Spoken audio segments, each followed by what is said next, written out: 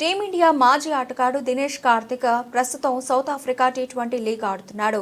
IPL franchise Rajasthan Royals core team అయిన పార్ రాయల్స్కు ప్రాతినిధ్యం వహిస్తున్నాడు. ముంబై కేప్ టౌన్తో జరిగిన మ్యాచ్లో అద్భుతమైన క్యాచ్ను అందుకున్నాడు. ప్రస్తుతం ఈ వీడియో సోషల్ మీడియాలో వైరల్గా మారింది.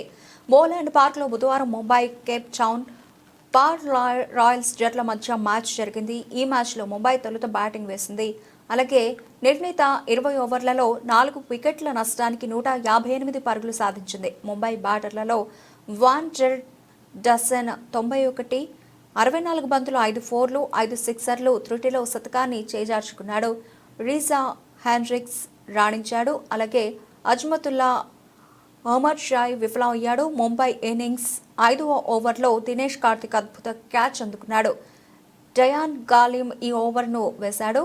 తొలి బంతిని Azmatullah Omarzai on side shot ఆడాలని ప్రయత్నించాడు. అయితే బంతి ఎడ్జ్ తీసుకుని వికెట్ల వెనుక వైపుగా వెళ్ళింది.